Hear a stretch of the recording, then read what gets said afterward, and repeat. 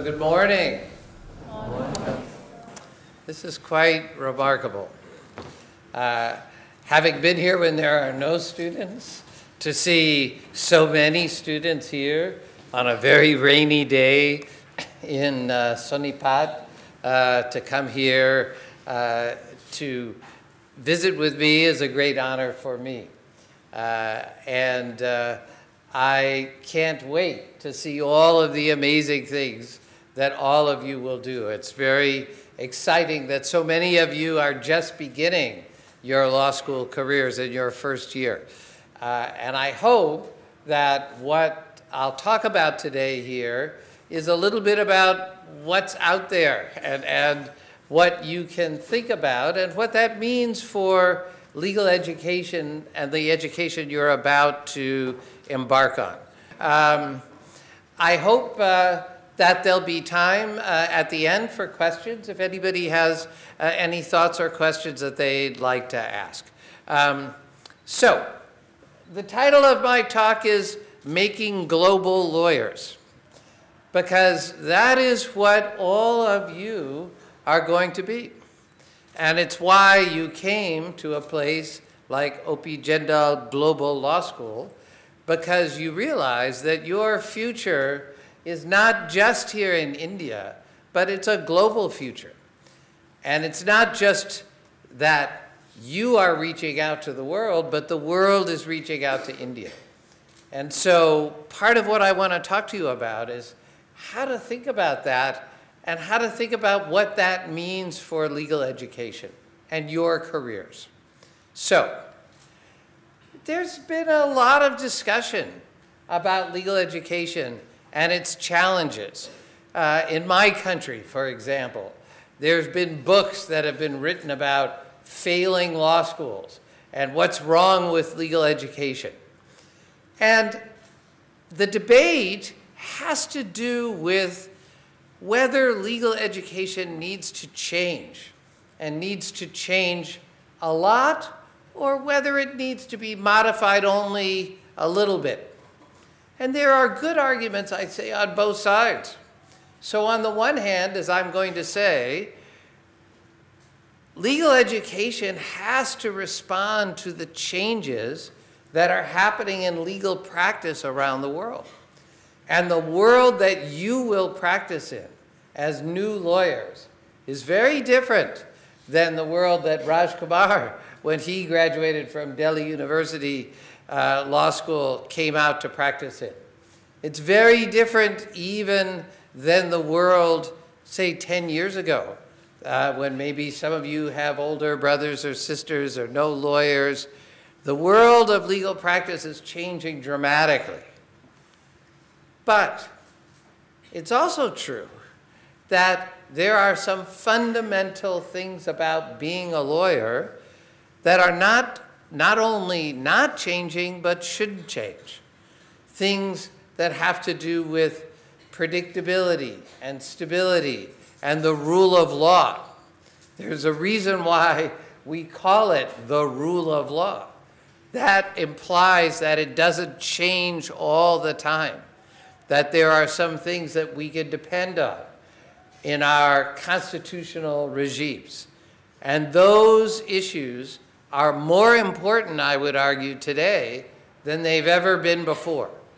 So we have a world in which, on the one hand, we have things like artificial intelligence and machine learning and robotics that are transforming the world.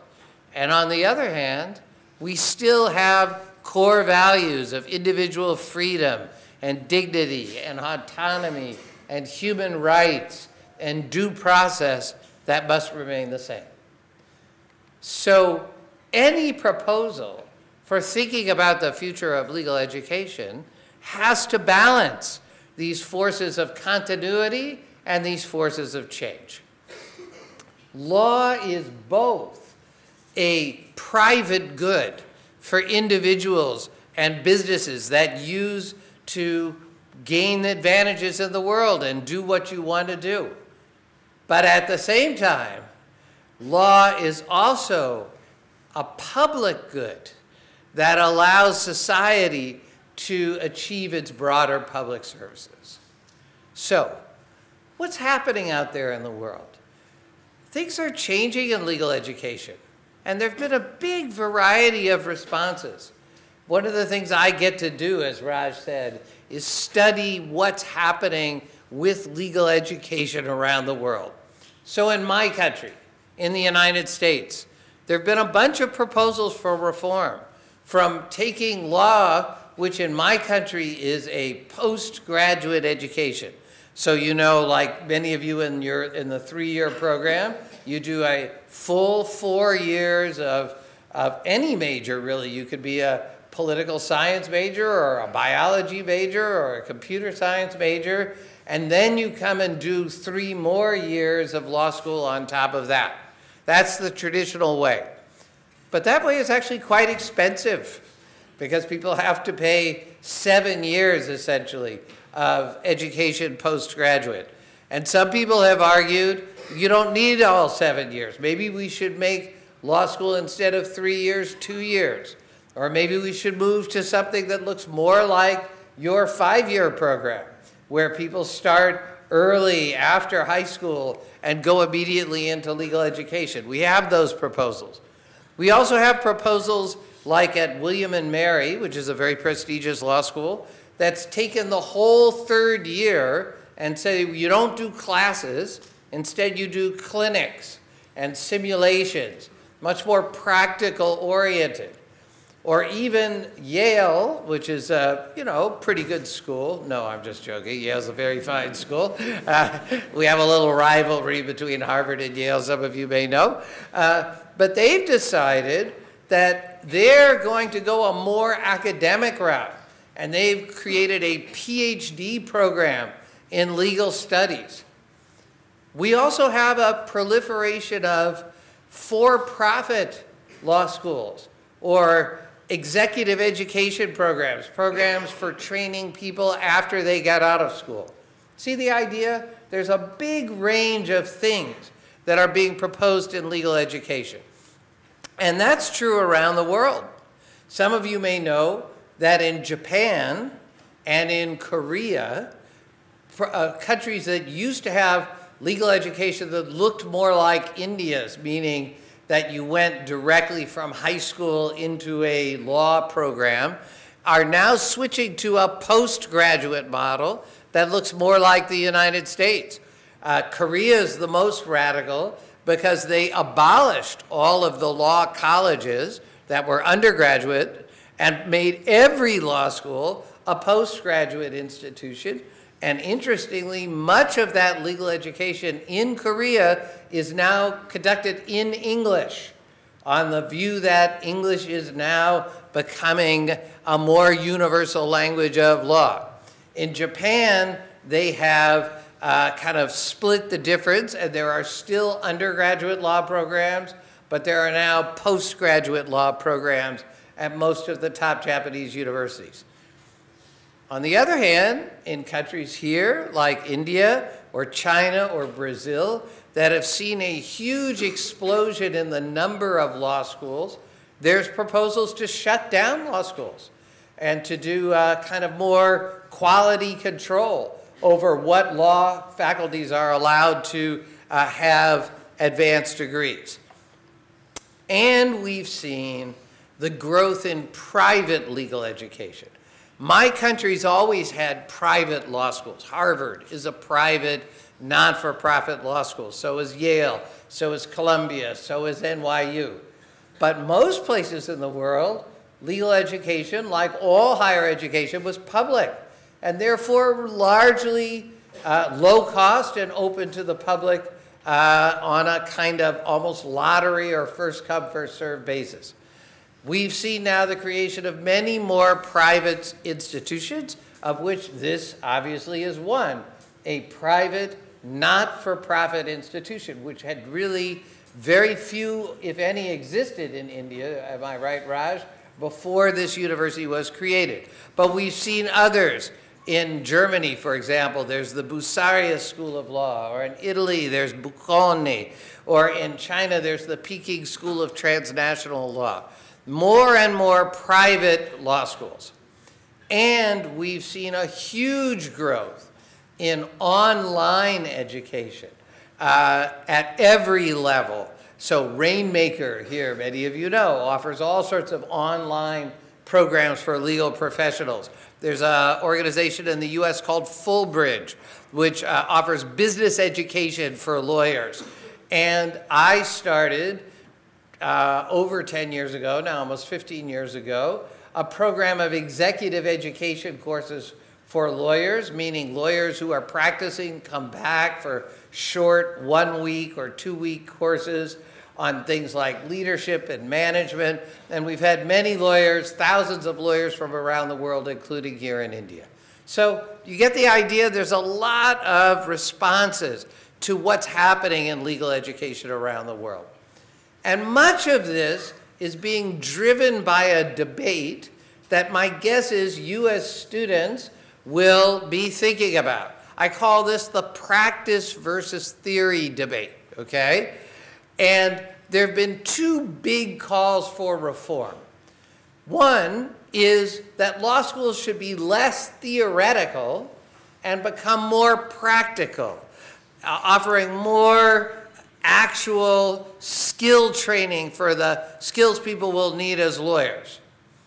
At the opposite end, we've had a movement towards more theory in law school, and not just legal theory, but theory of bringing things like economics or sociology or psychology or political science into law. It's sometimes called the law and movement, like law and economics or law and critical theory.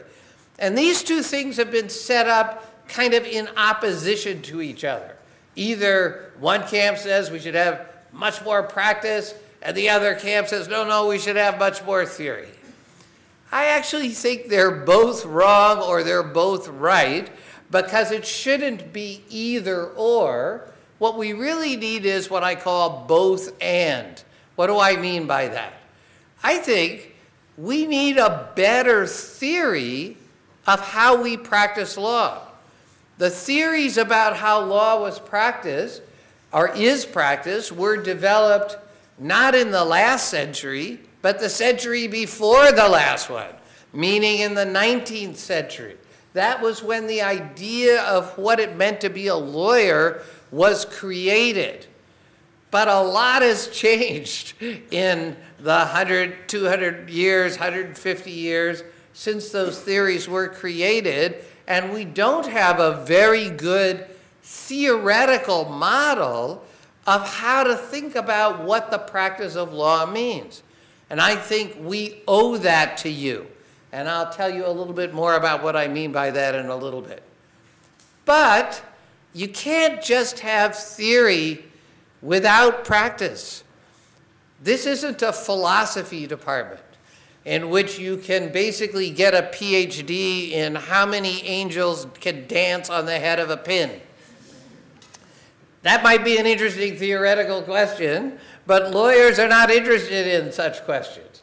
Lawyers have to know that the theories that are out there about how regulation works, or what kinds of laws are going to be effective, or how to best protect women's rights or human rights, we have to know that those actually work in the real world, which means we need theory interrogated by practice. We need to test our theories against real practice. So you see, we need actually better theory and better practice if we're going to confront the challenges of the world.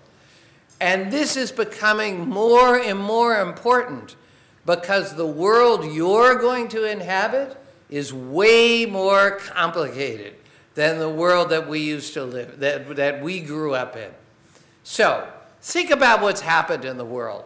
You know, a lot of times people say to me, what's happening with the legal profession? Why is the legal profession changing? And I have a very simple answer for that.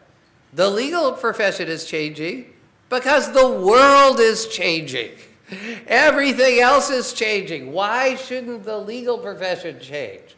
Law is what I like to say is a lagging, not a leading indicator of change. You know what I mean by that? That means law follows what happens in the economy, in politics, in society. And as a result, as the world changes, law has to change. And lawyers have to change with it. So, what's changing? First, globalization of economic activity and the incredible movement of that activity from what we might call the traditional power centers of the global North and West, think Europe, you know, the United States, to the emerging and important economies of the global South and East. Think India, think China, think Brazil, think increasingly places like Vietnam or Malaysia or Myanmar, Indonesia. It doesn't mean that the Europe and the US are not important, but everybody knows, especially everybody in this room knows, that so much of what's happening in the world today is happening in places like this. This is why I spend a huge amount of my time traveling. I have been here more than 10 times to India. I was in 12 different countries last year. I was just in Singapore and Malaysia 2 weeks ago. I will be in Brazil in another 3 weeks. Why? Because that's where the action is. That's where exciting things are happening, okay? And that means a lot about what's going to happen in law. Second, I don't have to tell you this, the incredible rise in the speed and the sophistication of information technology. So, 2017, I started every talk I gave by holding this up, my iPhone. And I said to people, do you realize the iPhone in 2017 was 10 years old? Meaning before 2007, there was no such thing as a smartphone. Now, I know for some of you, you cannot imagine this, you know, but we can't imagine it either, right? You can't imagine living your life without being able to get everything you want in your pocket on your phone, okay? Now, just imagine what's going to be here 10 years from now that you can't even conceive of today. And yet 10 years from now, you won't be able to live without it. And I promise you, it will be way more radical than a smartphone, you know? It's going to change your life in so many ways we can't conceive of. That is what's happening in the world today. And of course, law has to catch up with this. So much of what's going to happen, whether it's driverless cars, you know, or whether it's, take an Indian example I'll talk about at the convocation tomorrow, the Aadhaar System, okay? This is the world's most sophisticated biometric ID system in the world, invented right here in India. And yet, in addition to all of its science and technology, it raises huge legal issues about privacy, access to government business, government entitlement, individual freedom, who's watching you when you're watching it. And in fact, the decision by the Indian Supreme Court, by Justice Chandrachud, who I'm going to have the chance to spend a little time with later on today, is a leader around the world in how to think about regulating these technologies. In other words, technology is not going to exist in the absence of law. Let's just put it this way. If we're not fully ready to fully deregulate the ride-hailing business, okay? Like Uber said, no, we're not a car, we're not a taxi, we're a technologies, therefore we're exempt from regulation. Nope, turned out that wasn't right. If we're not going to do it with that, we're certainly not going to do it with all the kinds of technologies that are coming up let alone with the practice of law itself. Okay? So, technology and globalization are being joined by one more important change. I call this the kind of blurring together of 19th century categories of organization and thought. That's just a fancy academic way of saying that things we used to think of as being all separate and distinct are now much more merged together. Take public and private. We used to think of these, we were taught in law school. These were completely separate categories. There were public things and there were private things. Well, what do we think now about state-owned enterprises, you know, or public state-owned enterprises here in India? Or how do we think about a company like General Motors in my country, which is a private company, but the US taxpayers put billions of dollars to save it from bankruptcy in the financial crisis. Public and private. Or how about this one, more relevant to you? Law and business. When I went to law school, I was told that law was the antithesis of business. It was the opposite of business. Law was a noble profession which you went into without thinking about business or money. In fact, in the old Barristers Robes, anybody been to the UK? You go to Old Bailey or something, you still wear the wigs and the robes. By the way, aren't you glad they got rid of that in India? That is some silly stuff. Anyway, in the back of the barrister's robe, Raj will tell you, there's a pocket. There's a little pocket in the back. Why? It's so that the solicitor, who is the one that deals with the client, will take the money that the client pays and put it in the barrister's robe in the back so that the barrister never had to touch it, never had to get his hands dirty with money, okay? Anybody who's watched legal practice today knows that's not the way lawyers think about money, okay? There's a lot of discussion about how much money lawyers make and what are their fees and who gets paid what and which law firm is the richest or the best. Law and business are not the same thing, but they are certainly much more intertwined. That is happening all over the world. If all of these things are transforming the world, why wouldn't they transform the practice of law? And lawyers need to understand globalization, technology, and living in a world of blurred boundaries. Whoop, what happened to my clicker here? It's not, all right, I'll do it this way. So, this is producing lots of changes in the legal profession. Don't worry, I can just do this. See how good he is? He ran to the rest. They have the best tech people in the world here, by the way. Can we just give all the tech people a round of applause? They're amazing, okay? You really have a great team, Raj. So, if you think about what law practice used to look like, even when I came into law, let alone, you know, even 50 years before that, to what it looks like today. Think about this.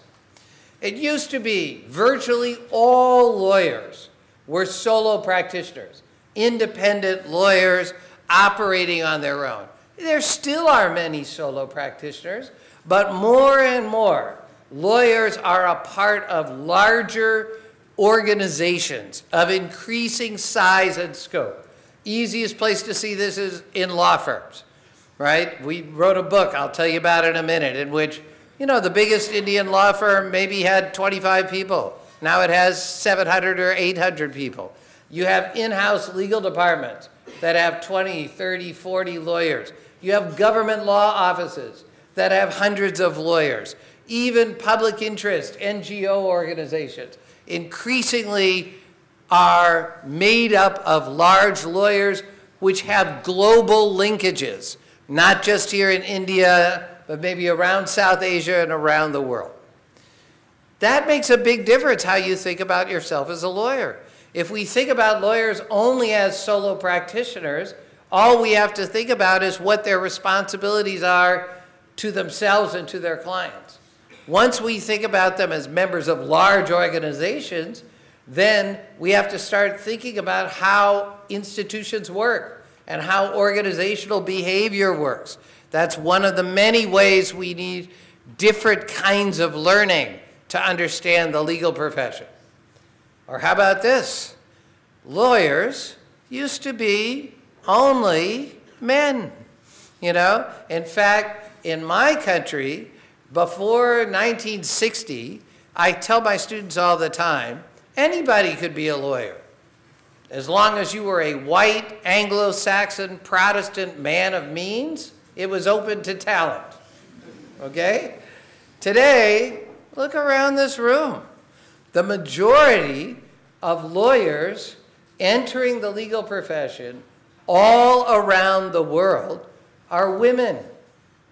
Law is becoming what the sociologists would call a feminized profession, which simply just means the entrants to the profession are now overwhelmingly female. What's the percentage here at Jindal? 50%, and I bet you in many other schools in India it's more like 60%. There are places in the world where it's 70%. But here's the problem. In law, we still have a career path that's not just made for a man, it's made for a man who has a wife who doesn't work. But the problem is there are not many of those left because most everybody is in a two-income family. So we have a fundamental mismatch between the population and the talent pool coming in and the structure of the jobs that we have. Or how about this? Law used to be one of the least competitive markets in the world, meaning lawyers, there weren't many lawyers, and they didn't compete actively with each other. Now, law is becoming a globally competitive market. And even here in India, where regulation might seem to exclude the global law firms from practicing here, if you look at who's doing the biggest deals in India, it's a lot of Linklaters and Clifford Chance and White and Case and lots of other international firms who simply fly their lawyers in, stay at the Taj for a week, run up a giant bill, have lots of dinner parties, do the deal, and then fly out. You are competing with lawyers from all over the world, increasingly, no matter what kind of law you practice. And we used to think of law as a craft, as a guild, as a kind of artisanal perfection in which lawyers controlled how we practice law. But increasingly, the market is controlling how we practice law, and that market is being driven by increasingly sophisticated clients at every level.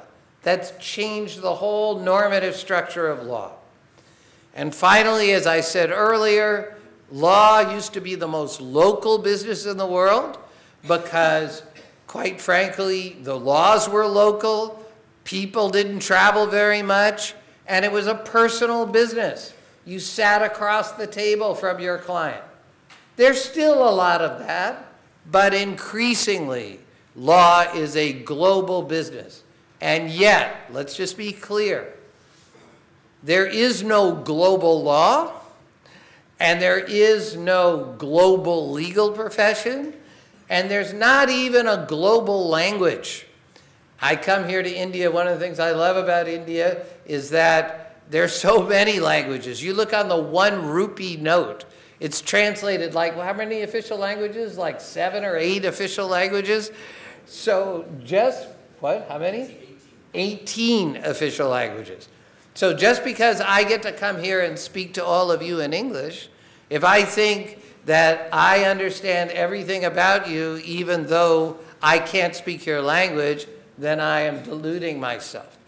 So law is both global and local at the same time, hence this funny word here, glocal. It just means global and local smushed together, okay? That's the complicated world you live in. And it's particularly complicated in places like India. So beginning in the 1990s, here, 1991, the balance of payments crisis, many countries kind of went from being closed economies, Indian socialism, very closed to the world, to more or less open economies. I say more or less because no country is truly open, certainly not mine. We could talk about that, but only after a couple of beers. This has produced a couple of things. One, a huge increase in foreign direct investment in here. As you can see, look all around, look at the stores, look at the companies that are operating here in India. And second, there's been a big move to privatize some, though certainly not all, state-owned enterprises. That has in turn produced a huge demand for new law. Suddenly, you need a trade law, you need competition law, you need a securities law, you need a new Companies Act, which I think has just been passed here a couple of years ago.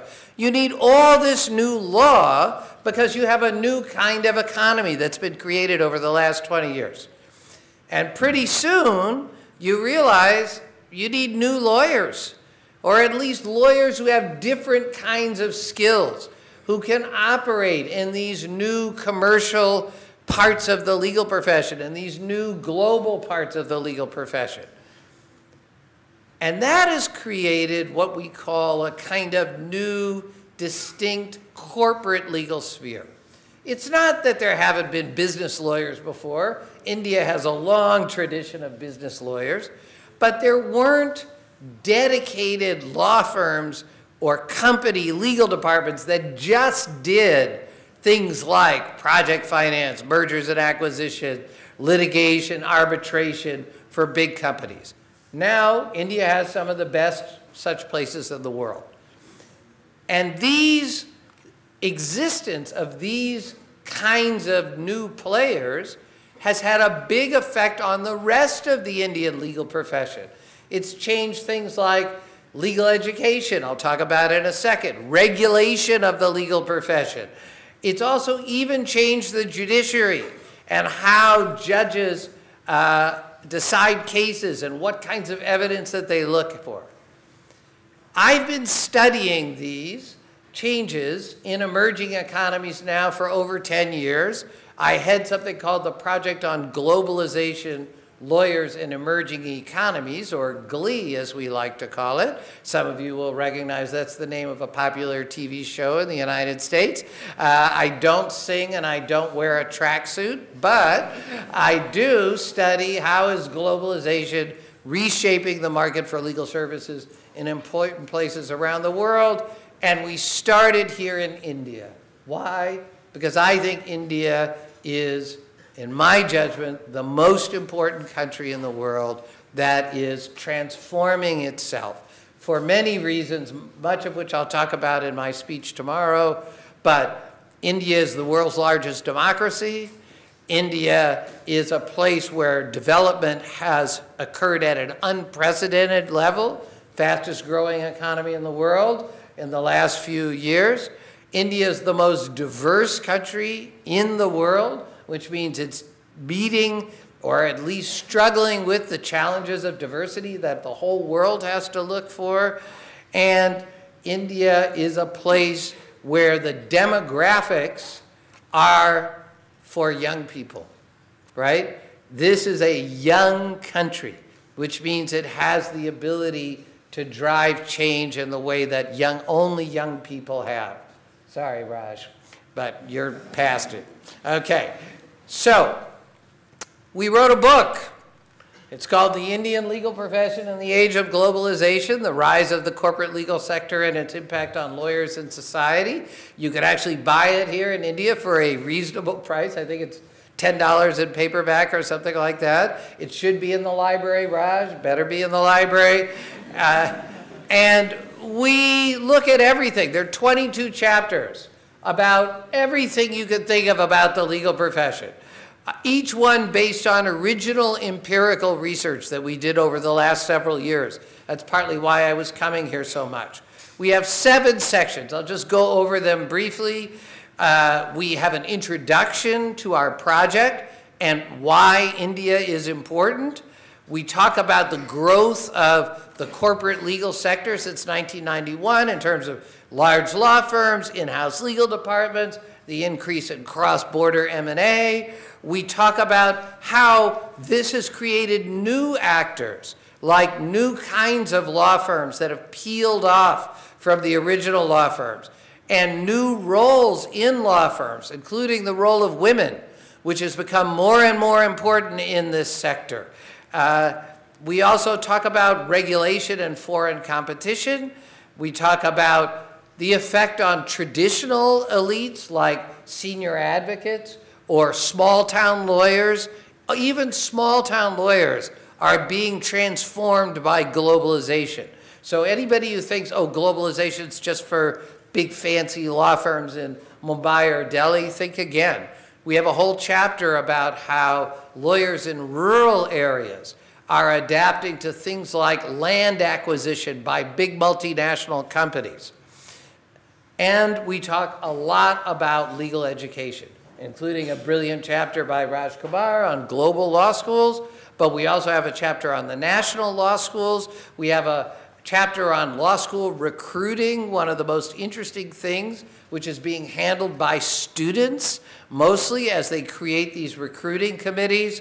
And we talk about diversity in legal education. Shamnad Bashir has written a brilliant chapter about how to try to make Indian legal education more inclusive for non-English speaking minorities, for people who come from underprivileged backgrounds.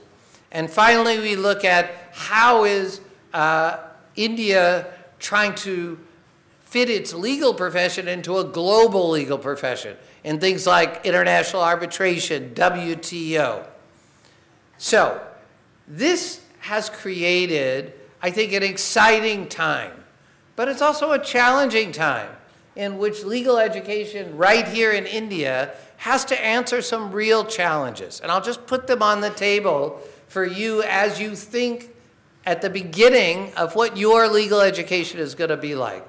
So, should we be training people to be specialists? Or should we be teaching them how to move across specialties?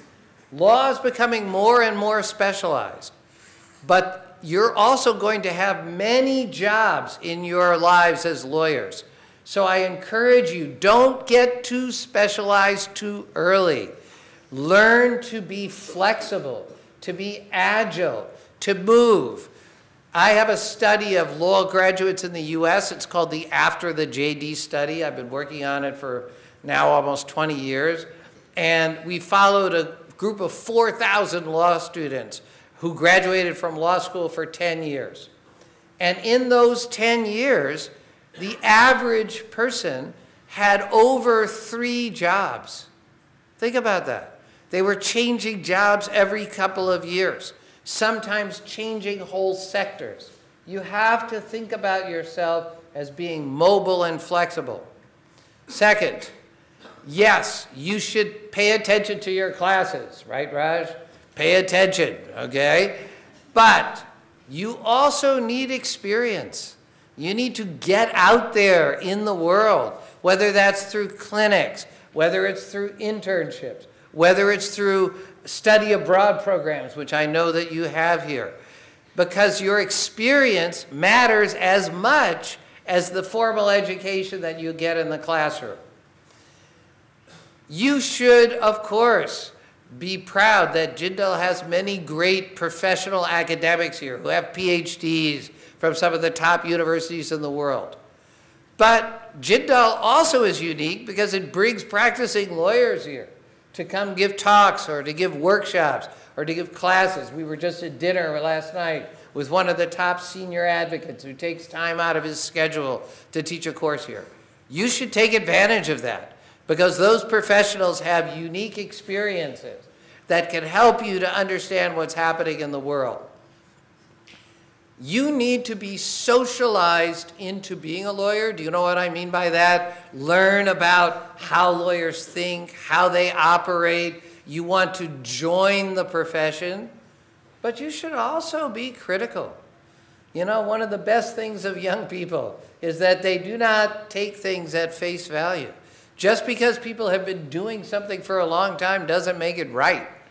It means actually, or maybe it was right at some time, but maybe it's not right any longer for today. You should raise your voices, ask questions, respectfully, but pointedly, because criticism is a huge part of what an education should be like. You should learn the core competencies of thinking like a lawyer, legal reasoning and analytics. I'll come back to this in a second. But you should also sample things. You should be eclectic. You should try to learn things that you don't think you will necessarily need, but that can open your mind to new ways of thinking. And that, again, in an interdisciplinary, multidisciplinary university like Jindal is more possible here than it is in many other places. And you don't just want to be a lawyer, you want to be a leader. You want to learn the skills that can help you to transform organizations in the world. And you should, yes, understand there's a market out there. You have to understand how to operate in that job market, but you should also not be owned or driven by that market. You should also try to lead the market. And one of the things I love about the recruiting chapter we have in the book, about how the students at national universities took over the recruiting process and have tried to change recruitment to make it more fair, more equitable for students. That's something, a lesson I think that the world could learn from. So, what does this mean about being a lawyer? I wrote a piece in 2016 with a guy who was the general counsel of General Electric, one of the big multinational companies in the world, and a managing partner of a major law firm, and we called it Lawyers as Leaders in the 21st Century. And we argued there that lawyers perform three distinct roles. One, they're expert technicians in the law, where people come to you and they ask the question, is it legal? And you have to be an expert in answering that question. But that's in many ways only the beginning of what you do. And I know that you concentrate a lot on that in law school, but it's not the end. Second, you have to be a wise counselor, because oftentimes the most important question is not, is it legal? The question is it right? How many things are technically legal but actually are wrong? And lawyers can play a big role in guiding their clients to what is right. And finally, you can't just be someone who gives advice. You also have to be somebody who knows how to implement advice, how to lead. So lawyers have to be leaders too. And then in these capacities, you have to think about yourself as having four kinds of obligations. One, most importantly, to your clients, to the people who hire you. You owe it to take their concerns as your own. But you also have to have concerns to the wider legal system, not just to the concerns of any individual client. That's why we often say lawyers are officers of the court. But you also have duties beyond that, to the public. Law doesn't just belong to lawyers and courts. Law belongs to the public. And finally, I told you, you're going to be working inside institutions. You have duties to help those institutions work. These are complex and sometimes conflicting roles that you have. And you have to look at them beyond just what the law says. So, think about some of the problems you're going to look at. Things like cybersecurity and data privacy, or anti-bribery and corruption, or safety and catastrophic risk. All of these things are areas in which there's a huge amount of law, increasingly, all around the world, often contradictory. And yet, law is only one part of thinking about these problems. There's also technology, there's also public relations, there's also individual dignity. And so as lawyers, you have to aggregate huge amounts of information across multiple disciplines. And legal education so far hasn't been very good at addressing this. So, what do we need? Right now, we mostly teach by what we call the case method. You've already got that, where you look at legal cases and you try to understand them and dissect them. That's very important. But, and you also look at codes, like civil codes, particularly in civil law countries. But we argue that you ought to be looking at much more factually complicated problems from the real world. This is much more done in business schools, frankly, than it's done in law schools or schools of public policy. And we in law could learn a lot from the way they teach. In order to do that, you need to think much more about what it means to be a lawyer and who lawyers are. So law schools typically teach about law from the perspective of either a judge, how do you decide the case, or a policymaker, meaning how do you make laws. But most of you are going to first become lawyers before you become either of those things.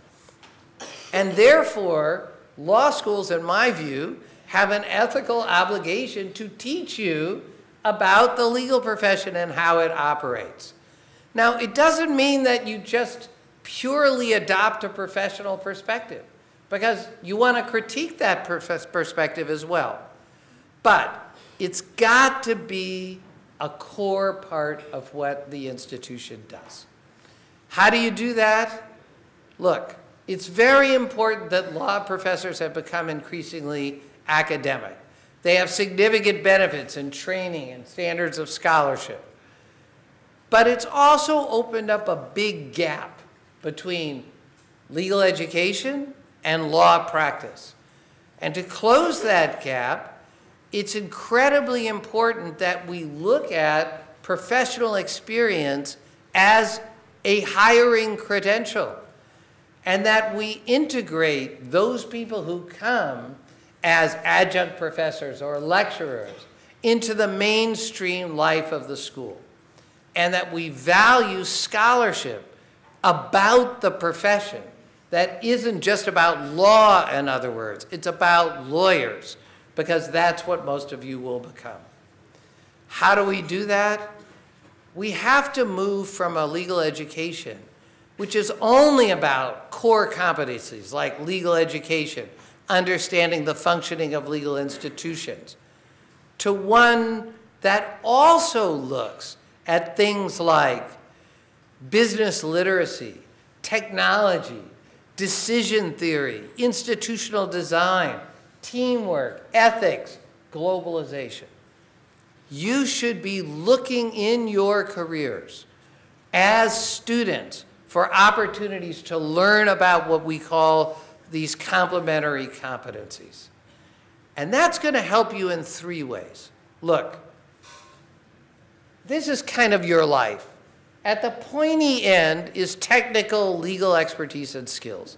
That's all we talk about mostly in law schools.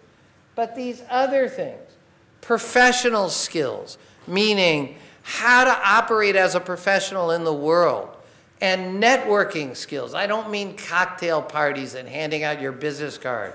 I mean how to build a network, how to build relationships. Relationships are how you get opportunities in life. Don't neglect all of these things. Think about it like this. As you move through your career, you're going to have lots of changes in what you do and where you do it. And here's one tip. Sometimes something that's a strength in one time can be a weakness in another. Here's an example. If you're a junior person, you have to be in charge of every single detail of a problem. But when you become a mid-level or a senior person, if you try to be in charge of every single detail, you'll never get anything done. and no one will want to work with you. They'll call you a micromanager. You have to learn how to delegate. See what I'm saying? You have to figure out how to transition from being good at one thing to being good at the next thing you'll need in your job.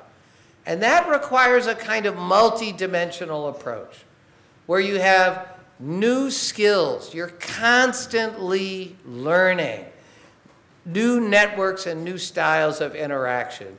There's a great quote by Gandhi, actually, that I'm going to use tomorrow that I love. Gandhi said, "Live as if you'll die tomorrow, but learn as if you'll live forever." Because you have to be a lifelong learner in order to succeed in a rapidly changing world. And this is a trial and error process, which means you've got to be willing to make mistakes. If you're not willing to make mistakes, you're not going to take chances. And if you don't take chances, you're not going to learn. Now, in an academic environment, that's scary because you get penalized for mistakes. But you know what? In the real world, people don't want to see people who seem too perfect because then they don't believe that they have resiliency. I have a friend who's a big venture capitalist. He looks at, entrepreneurs with ideas. And you know what he says? If somebody comes to me and they haven't failed already at a company, I won't even look at them because I know that they don't understand what real success takes. And that means you got to know the organizations and you've got to know yourself. And that's hard, okay? That's hard to do. So, listen, here's what I want you to do. Demand resources for your success. Don't be passive here, okay? And don't be passive once you leave here. You need to ask for hard assignments. And then, that'll stretch you, okay? And then you need to ask people how you've done. And you need to seek out mentors. Everybody wants mentors, but they think they're supposed to come to you. No, you go to them. You ask people. You make yourself available to them. And you'll be surprised at how receptive people will be. And you need to build a strong network, which includes, and this is one thing, Raj, I know you stress, public service, including reaching out to others, because that's sometimes how you create the strongest bonds. And you want to ask for and encourage clear signals. You want to know, what does it take to succeed here? What am I supposed to know when I move from a junior person to a mid-level person to a senior person, whether that's in government or public service or a law firm or a company? And you want to make clear you want clear feedback, including negative feedback. If you don't ask for negative feedback, you'll never get it. Seek it out immediately and informally. And look out for each other. That's one of the best things about being in a cohort or a group like this, is that you're not alone. You don't have to do everything by yourself. So, start today. Okay? 1, use your time wisely. I actually think you're amazing for being here. Okay? You didn't have to be here. Some of you could have been out doing other things. And maybe if I only say one thing that's useful, that's something that you learned today that if you'd stayed at home, you wouldn't have learned, right? So use your time wisely. Get the most out of the courses that you take, but also work to take the courses you need. In other words, be demanding. Sorry, Raj.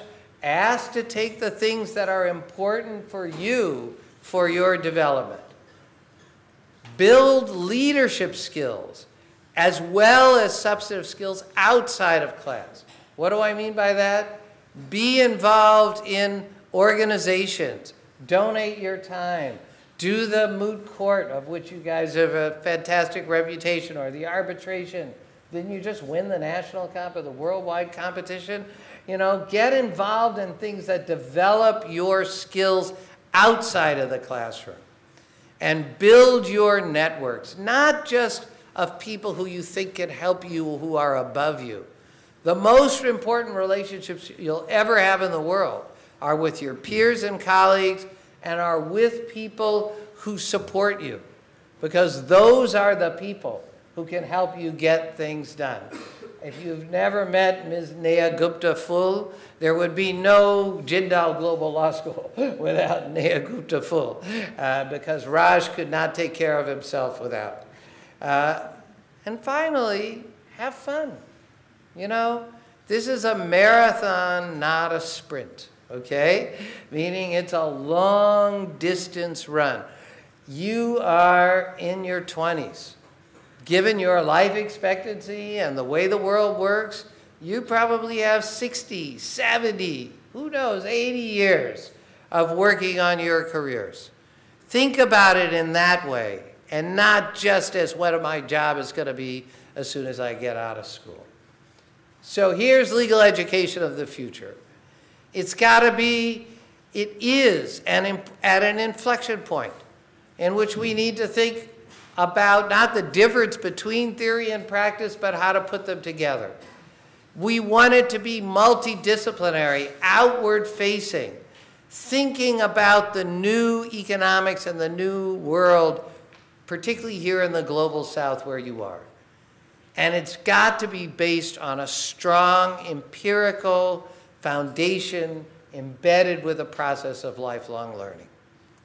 And by the way, if all of this sounds like a plug for what Jindal Global University has been doing for the last 10 years, it is, and you're lucky to be here. Thank you very much for your attention. Thank you.